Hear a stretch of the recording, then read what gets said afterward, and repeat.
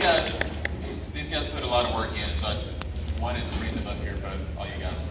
One, to thank them, but to recognize them in front of your peers and parents and everyone in faculty as well for the work that you guys put in this season. So it was the first year to have, I think they had tried in the past, maybe doing co-ed stuff and things, but the administration, Ms. McCullough, Mr. Hopkins, and now Mr. Weeks coming in, being so supportive of getting a program up and to give students every opportunity they can to be successful in the classroom and to teach life skills and accountability and things like that outside of it. And so again, with it being a first year, they didn't know what they were coming into and to expect, but they stepped up and they did it anyways. And we placed a lot of expectations on them as coaches. We demanded a lot. We kind of tried to build a foundation and really instilled in them what we're trying to do for them, not just this year, but as they go to high school, and also as the guys that come behind them. So they were the ones that, especially as the 8th graders and the leaders of the team, really stepped up, and I think did a really good job with it.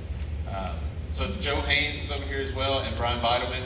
They were two of the other coaches with us, and all three of us, we have, not the fact that we don't have day jobs, we have day jobs outside of here, and so really appreciate those guys and their time and effort as well. Certainly no way that I could do that alone. So I do want to recognize just a couple of the guys. Team captains, we had 2 captains this year, and so as we went into as coaches through practice and everything, we looked at who exemplifies what we want to instill and sets the example before the rest of the guys. And so as captains, we identified several players who showed that, and we told them we expected them to work. We expected them to set the example, to lead by example, to demand a lot of each other. And so I think that they did that, and we challenged them with that at the beginning of the year, and did well. We told the team and the rest of the guys, during games, you get out there, soccer, you don't get timeouts. You don't get to hold on at a quarter break and reset and do things like that.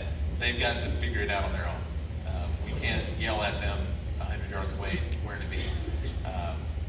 And we told them, when times get tough, you don't know what to do, look to your captains, ask them. And so we challenged our captains, and they stepped up well. So this year we had Ethan Johnson and Weston Dutton were our captains.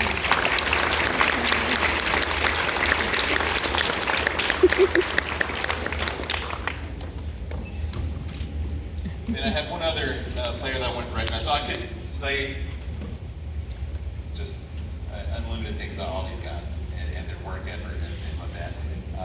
There's one other that it kind of tagged him as Mr. Dependable just throughout the season. And he was a player who consistently put in work.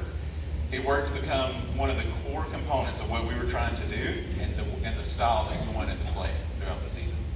He played, I think this is right, the coach couldn't remember if he came out at any given point, but I think he played every second of every game, never came out. I may be wrong on a little bit of that. But at the end of the games, he would come out limping a lot of times, taking knocks and stuff like that, because it is a physical sport. Never once asked to come out of a game. His position where we had him at, he routinely matched up with the best player, most skilled player on the other team. He may have not known that, and the other guys may have not, but that position, you match up with their best skilled player.